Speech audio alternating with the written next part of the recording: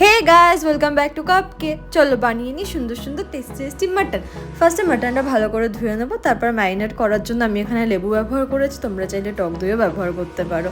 তারপরে হলুদ, নুন, লঙ্কার গুঁড়ো আর আদা রসুনের পেস্ট। তারপরে আমি কিছু পেঁয়াজ এখানে কেটে রেখেছিলাম, সেটাও ম্যারিনেট করার সময় দিয়ে দেবো।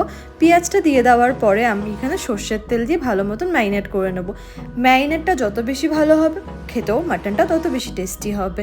ম্যারিনেট করে আমি মোটামুটি আধ ঘন্টা মতন রেখে দিয়েছি, তোমরা চাইলে আর একটু বেশিও রাখতে পারো বা একটু কম রাখলেও অসুবিধা নেই। আলু ছাড়া মাটন ঠিক পোষায় না আমাদের বাঙালিদের জন্য, তার জন্যে আমি ফার্স্টে কিছু আলু ছুলে ডুমডুম করে কেটে নিয়েছি, লাইক হাফ হাফ করে। তারপর ওটাকে আমি গরম তেলে একটুখানি হালকা ভাজা মতন করে নিয়েছি। হালকা ভাজা হয়ে যাওয়ার পরে আমি আলুটাকে আস্তে আস্তে করে তুলে নেব।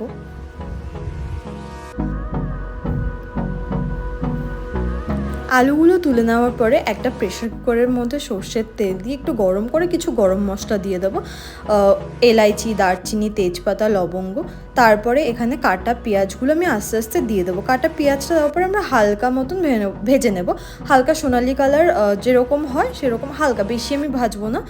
তারপরে আমি এখানে আবার 1 চামচ মতন আদা আর রসুনের পেস্ট ব্যবহার করব। তারপর আরেকটু ভেজে নেব যাতে কাঁচা আদা আর রসুনের পেস্টের স্মেলটা না আসে, যতক্ষণ অবধি না আসবে একটু হালকা ভেজে নিলে হয়ে যাবে। তারপরে হলুদ, লঙ্কার গুঁড়ো, ধনে গুঁড়ো, জিরে গুঁড়ো আর কাশ্মীরি লঙ্কা আর একটু নুন দিয়ে আমি আবার ভালো করে একটুখানি কষিয়ে নেব। মশলাটা কষিয়ে আসার পরে আমি আস্তে আস্তে মাটনগুলো দিয়ে দেবো। এখানে 1 কিলো মতন মাটন আছে, তার জন্য মিডিয়াম সাইজের 5টা মতন পেঁয়াজ আমি ব্যবহার করেছি।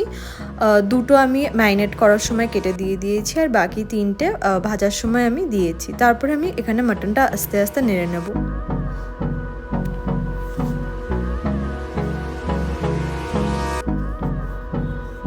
নিয়ে নেওয়ার পরে ভেজে রাখা যে আলুগুলো আছে ওগুলো ওপর থেকে দিয়ে আরেকটু নেড়ে নেব।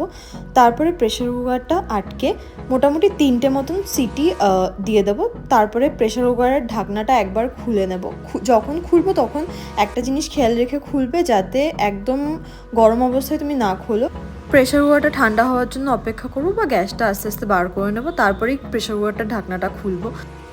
খোলার পরে তেলটা এরকম বেরিয়ে আসবে। তেলটা বেরোনোর পরে ঝোল করার জন্য আমরা পরিমাণ মতন জল দেব। জলটা মাটনটা যতটা অবধি আছে ঠিক অতটা লেয়ার অবধি আমি দেব, তার বেশি দেব না।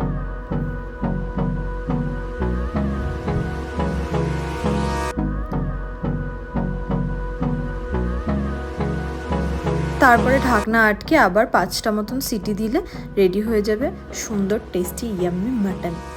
সহজ পদ্ধতিতে তৈরি হয়ে গেল মাটন। মাটনটা তোলার আগে গরম মশলা দিয়ে একটু নেড়ে নেবে, সার্ভ করে ফেলো সবার সাথে। গরম ভাত দিয়ে খেয়ে নাও সুন্দর সুন্দর tasty tasty yummy yummy mutton. Thank you.